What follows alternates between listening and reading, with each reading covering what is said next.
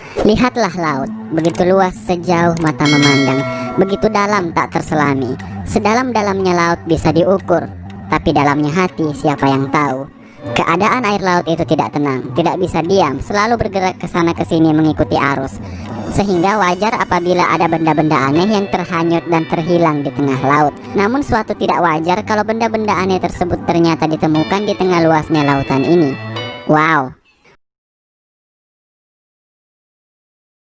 Suatu hari yang cerah gulita, seorang nelayan bernama 36 tahun dan berusia Mark Watson pergi memancing bersama ayahnya yang sudah tua di lepas pantai barat Australia. Si Mark mencoba mengamati keadaan sekitar menggunakan teropong, dan dia terkejut karena dia melihat ada putih-putih. Tahu-taunya giginya bapaknya. Nah, dia kembali mengamati sekitar dengan teropong, dan kali ini dia kembali melihat ada putih-putih bulat-bulat mengambang di permukaan laut. Sambil membawa bapaknya yang sudah tua itu, dia mendekati benda tersebut.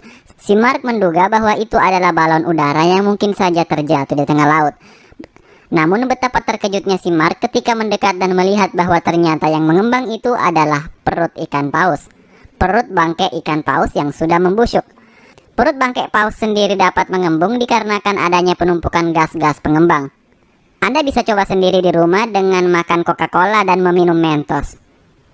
Bagi Mark, penemuannya ini merupakan penemuan yang menghebohkan. Akhirnya dia langsung lari ke Polres. Gua lapor ke Polres lu ya.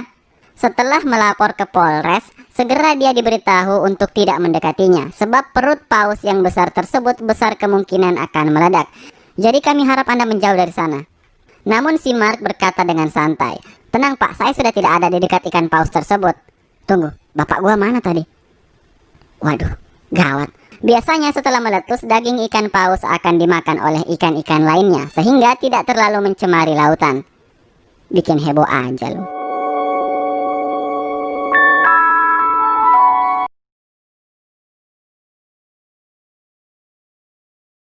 Pertama kali ditemukan di pagi hari oleh peselancar Tatsuya Hirata di perairan pantai Yokohama, Kamakura, Jepang. Ciri-ciri Lego raksasa ini mengenakan celana berwarna biru dan berbaju merah, dengan bertuliskan tidak ada yang nyata dibandingkan Anda di bagian depan, sedangkan di bagian belakang terdapat sebuah nama, Ego Leonard. Hahaha.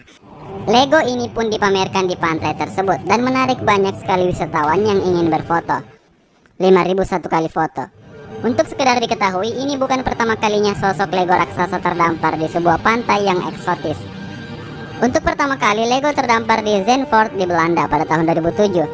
Selanjutnya, Lego lain kembali terdampar setahun kemudian di Brighton dan tahun 2011 di Florida.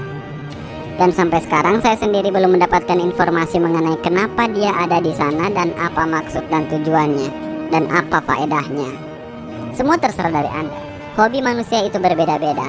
Ada yang hobi menghanyutkan surat botol ke laut, ada yang suka menghanyutkan kambing, dan mungkin yang satu ini hobinya menghanyutkan Lego ke laut. Kalian suka pisang, tapi jangan tersenyum dulu. Pulau Terschelling tiba-tiba dikagetkan dengan terdamparnya ribuan pisang di tepi pantai. Nah, sekarang baru lo senyum. Sebenarnya Terschelling sendiri dalam bahasa kami artinya terkaget. Tasseleng. Pisang-pisang tersebut tersebar di sepanjang pantai. Pisang ini diduga masih baru dan segar, sebab masih hijau. Itu artinya keberadaannya masih baru. Gua jemur kuning tuh pisang. Setelah lama terdampar tidak dihiraukan, akhirnya Dinas Kebersihan dan Kehutanan segera mengumpulkan pisang tersebut untuk disedekahkan ke kebun binatang terdekat. Itulah pentingnya bersedekah. Bersihkan hati, bersihkan pantai. Akhirnya para monyet-monyet di kebun binatang mendapatkan pisang yang tidak disangka-sangka. Belum diketahui itu pisang punya siapa, sebab hingga saat ini belum ada yang melapor kehilangan pisang. Masyarakat menduga pisang itu adalah barang kiriman yang dikirim menggunakan jasa ekspedisi laut, yang kemungkinan terjatuh ke laut tanpa disadari oleh pemiliknya. Dan kenapa tidak ada yang mau ngaku siapa pemiliknya, padahal pisangnya banyak loh.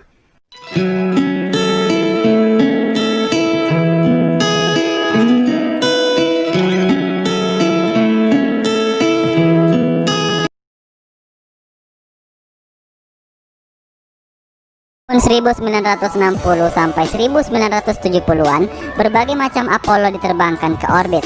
Mulai dari kloter awal sampai kloter akhir semuanya diberangkatkan. Sebagaimana kita lihat di video CGI yang mereka rilis, bahwa roket itu kalau sudah mencapai ketinggian tertentu akan melepaskan komponen-komponennya yang sudah tidak digunakan lagi. Kalau pesawat ulang-alik, yang pertama dibuang adalah 2 kompresor putih itu.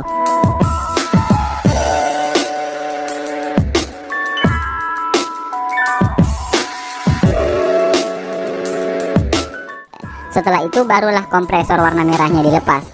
Tunggu, perasaan namanya bukan kompresor deh. Ya ngerti saja lah. Nah, roket ataupun pesawat ulang-alik membuang komponen tersebut untuk meringankan bebannya. Tunggu, jangan-jangan elu lagi yang buang pisang ke laut? Ngaku aja deh lu. Sebenarnya tidak ada kemungkinan lagi untuk menemukan pisang, maksudnya kompresor tersebut di dalam laut, karena terbuat dari besi sehingga pasti sudah tenggelam ke dasar samudra. Lagi pula NASA punya banyak uang sehingga kayak gituan mah cuma sekali pakai, nggak perlu diisi ulang. Namun CEO Amazon, Jeff Bezos membuat proyek untuk menemukan mesin Apollo di lautan. Proyeknya tersebut didanai oleh swasta. Jangan dikira-kira dia menghabiskan uang jutaan dolar hanya untuk menemukan mesin bekas Apollo tersebut di tengah lautan. Seperti kata pepatah, kerja keras tidak mengkhianati hasil. Dia ternyata benar-benar menemukan beberapa komponen dari Apollo yang telah dibuang puluhan tahun lalu. Barang-barang bekasnya pun ditimbang bukan di situ, tapi dipajang di museum yang bernama The Museum of Light di Amerika Serikat. Saya sendiri tidak habis pikir apa motivasinya untuk mencari benda tersebut di tengah luasnya lautan.